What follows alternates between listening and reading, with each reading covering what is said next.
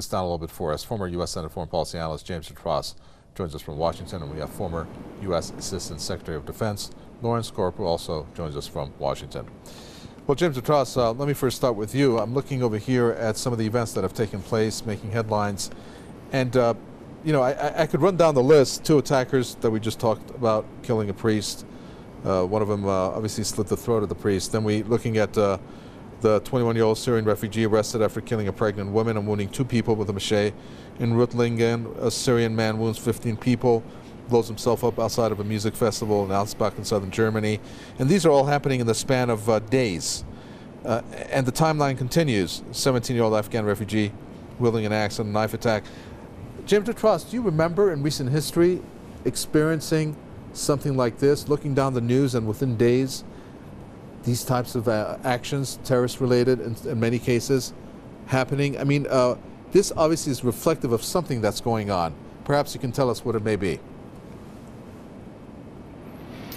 Well, to start with, I'm afraid it's going to keep getting worse. What we're looking at, in my opinion, is a fundamental failure of governments of Western countries, certainly in Europe, but I would say in part our own government, to protect citizens, which is their first duty as a government. I agree with the introductory piece that there is a schizophrenia of our foreign policy, that we support terrorist groups in Syria, and then we seem shocked when the same ideology comes back and strikes us here in our own country. I do disagree, however, with the introduction about how this relates to the presence of this terrorist impulse within some segments of the Islamic community in Western countries. Whether we're talking about migrants, I haven't heard yet whether these individuals in Normandy were born in France or in Europe, or whether they were migrants. But we also have, for example, the phenomenon of native-born Europeans who convert to Islam and then want to go to Syria and join ISIS or al-Nusra or one of these other groups. It is an ideological problem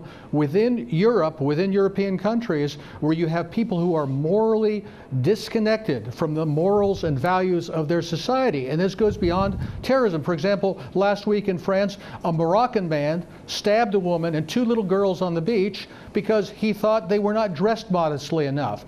This is not even terrorism in the normal sense. He didn't have any links with anybody, but it shows that there are people inside these countries who simply do not belong there. Well, something obviously is going on, and let's break this down a little bit in terms of numbers, Lawrence Korb. Looking at a timeline, this would be for Europe, and the source of this being Europol, pretty reliable, I would think, that in 2015 there were 211 terrorist attacks carried out in EU member states. 151 people died, 360 were injured, and 6 EU member states, however, faced this. It was a combination of failed, foiled, and completed terrorist attacks. It's quite an increase compared to previous years. Is it just related to the fact that people are fleeing the wars that are happening in their country in form of refugees and asylum seekers that has led to this? Or are we seeing a combination of a variety of different scenarios involving different types of people, not all terrorist related?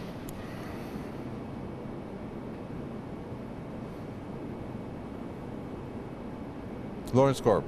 Well, I think that what you're seeing is a combination of many factors. We not only have the violence in Europe, we have more terrorist attacks in Baghdad and in Afghanistan.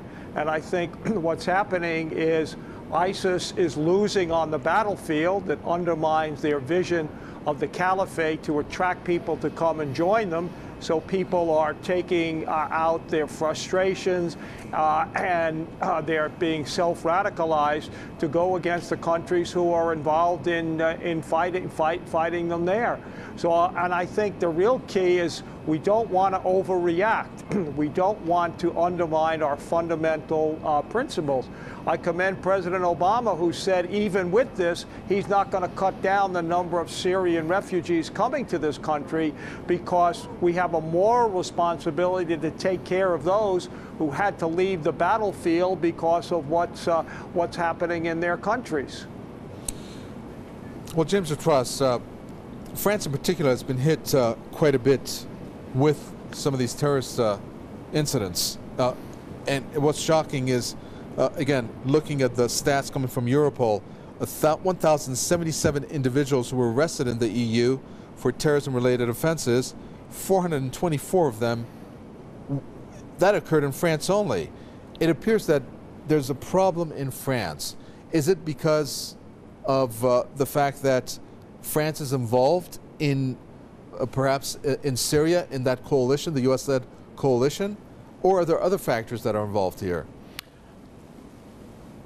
I think it could be part of it, and I would disagree with Mr. Korb on one point. Yes, we need to be compassionate about people who are suffering because of dislocation through these wars, but maybe that's one reason for us to stop contributing to the dislocation. For 5 years, we have been supporting terrorist groups in Syria to overthrow the Assad government, and then we seem shocked that this is dislocating people and they come to Europe. And that does have a direct impact. Certainly in Germany, where we had the fellow with the machete that killed the pregnant woman was somebody from Syria, reportedly. The one on the train with the axe that chopped up a bunch of people, I believe none of them were killed, but they were certainly badly injured, also somebody from Syria. So there is a direct contribution in that respect. With regard to France, it seems that the greater problem with radicalization, and we don't have a report yet on these two guys in Normandy, is it's not so much even the migrant generation, people from Algeria and Morocco a generation ago, but they're French-born children who are growing up, and many of them becoming far more radicalized as a percentage of the population than from the actual migrant generation. I think we really don't have a handle on how many of these people are being moved to this ideological orientation, which I don't think can be directly related to the presence of Daesh in Syria. This ideology is out there, whether it's al-Nusra, whether it's Boko Haram or al-Shabaab, and simply destroying ISIS on the ground, which I think would be a good thing, isn't necessarily going to solve the problem. Well, Lawrence Korb, it was quite telling when you had Germany come out just recently, pretty much saying that, listen, we need to not look the other way when it comes to Saudi Arabia. They're funding these mosques in Germany. These mosques are being used, I don't want to call it a training ground, they're being used to pretty much put out there this Wahhabism ideology, of which obviously violence evolves out of it. So why is that still being supported one way or another? Even Germany itself has sold arms to Saudi Arabia. You know, you have the U.S. who still has Saudi Arabia as an ally, and there's plenty of news out there, I'm sure, Lawrence Korb, that you know, that Saudi Arabia is in one way or another, either directly or indirectly, a supporter of terrorism. Well, I think people overstate that. There's no doubt when Saudi Arabia first got started, they made a bargain with people who had an extreme view a radical view of Muslim, but they've changed that. Remember, they threw bin Laden out of the country back in the 90s, and while there still may be some segments, the government doesn't do that anymore.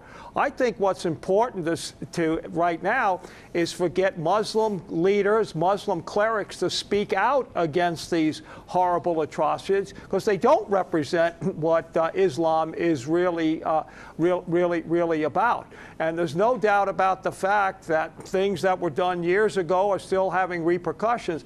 But the Saudi government has changed well before these incidents happened. As I mentioned, they threw bin Laden out of the country back in the 90s. Well, James Jatras, do you agree with that? Not at all. Sure, the Saudis want people who want to go fight the jihad to go to some other place and trouble other people. They don't want them causing problems within the kingdom. But there's no question that this Wahhabist made in Saudi Arabia product is the inspiration for all of the groups we're talking about, whether it's Daesh, al-Nusra, any other branch of al-Qaeda, Boko Haram, al-Shabaab. We see it in Libya that we supported with the overthrow of Gaddafi. And as far as getting other voices, particularly in the Muslim voices, particularly in the Sunni world, to speak out, I have to say, when you look at groups like the Muslim Brotherhood or Hizb ut-Tahrir, groups calling for the caliphate, it seems to me that they're sort of Mensheviks to the Wahhabist Bolsheviks, that they try to soft pedal it, but they really don't disagree with the ideological goals of people who are a little more, say, forceful in their methodology. I think it's a pipe dream to think that we're going to get that kind of opposition. And we have to put it right at the doorstep of Riyadh. Look at the 28 pages that were released that people are trying to whitewash, where there was direct Saudi complicity in the 9/11 attackers here in the United States, but because they spend billions of dollars cultivating people in Washington, they give millions of dollars to the Clinton Foundation and peddle influence in this town, they're almost immune from the consequences of their actions. Lawrence Korb. Well, I think, again, if you look at the 28 pages, any connection is tenuous at best. In fact, the 9/11 Commission, which looked at that, came to that conclusion, and that was a bipartisan commission. And the Saudis, paradoxically, right now are beginning to change things. Women are being allowed to drive. Women are being allowed to work in dress salons. So they're moving away from that. So to say that they're continuing to do that is simply overstating it. Remember that this ISIS is a function of al-Qaeda in Iraq. That's what happened. The big mistake we made, the United States, was going into Iraq for the wrong reasons and then disbanding the army. A lot of the people who were in charge of the ISIS military force are former Iraqi military people. So that's what I think is the root cause of these problems. And again, going back to Syria, when the people peacefully rose up against Assad, there were no arms, there were no violence, and Assad cracked down using barrel bombs and using chemical weapons, and then arms began to go to these people. But these people didn't start a violent revolution. It's Assad who cracked down, and those who continue to enable him, they're responsible for a lot of the problems that we're having. Do you think there's a sincere effort, James Jatras, to eliminate Daesh terrorists with this U.S.-led coalition? No, not really. If there were, I think we would see a willingness to cooperate, particularly with the Russians, with the Assad government, and even with Iran. There are boots on the ground that could take care of Daesh. You have the Iraqi army recapturing Fallujah with American, and let's be honest, in cooperation with the Iranians and also with Shiite militias. You have the Syrian army recapturing Palmyra, about to recapture Aleppo, opening the way to Raqqa. You have Kurdish forces from the north. There are plenty of forces arrayed against ISIS if we would put away our greater goals, which is to thwart the Russians, thwart the Iranians, and make sure that Assad goes. And I think it's that inability to prioritize what our goals are and our fundamental tie to the Saudis and their, I'll say, their terrorist agenda that we can't break free from. So why is it, Lawrence Korb, that the U.S. and its allies don't do that first? Get rid of Daesh, then think about Assad. Well, basically, that's where we're moving right now. Secretary Kerry's working with the Russians. But when the Russians came into Syria, they claimed they were going after Daesh. They weren't. They were going after the legitimate opposition to Assad. Their main goal in the beginning was to keep Assad in power. Hopefully, they recognize that that's not a viable solution, and that they will focus their efforts. If they had focused their efforts on ISIS that they used in keeping Assad in, that threat in Syria from ISIS would be wiped out. Well, one of these so-called rebels that the U.S. supports, James Jatras, we know, committed one of the most horrific acts, and that was killing that 12-year-old. I forget the name of the group. But since we're reaching the end of the program... Al-Zinki. Yeah, exactly. Since we're reaching the end of the programs, James Jatras, how many more of these terrorist acts, how many more deaths, let's even put the word terrorism aside, how many more of these violent acts does Europe need to counter when world leaders actually get together and put a strategy that is quick in time and proactively go after eliminating at least the Daesh terrorists in order to wipe that aspect out? Well, I think there's an interim step. As we say here in Washington, personnel is policy. People like Hollande, like Obama, like Merkel, they're simply the wrong human material. They've got to go. We have to have new leadership in the Western countries who will think about the safety of their own people first and will not embark upon these ridiculous regime change operations in the Middle East and in other parts of the world, overthrowing governments as though we had some kind of divine right to decide who the leaders of other countries should be, supporting terrorist groups. That's step one. We have to get new leaders, stop with this dysfunctional foreign policy, and focus on what we should be looking at is the internal security of our own countries. Who gets in and where the internal threat is, how to identify it and neutralize it. Very well, we're going to have to end in there. We're just fresh out of time. Let me thank first our correspondent from Paris, Rami Mazari, who spoke to us in the beginning of the program. Also now it was James Jatras, a former U.S. Senate foreign policy analyst who spoke to us from Washington, and also former U.S. Assistant Secretary of Defense Lawrence Korb also spoke to us from Washington. From the entire team in the capital, Tehran, until the next edition of The Debate.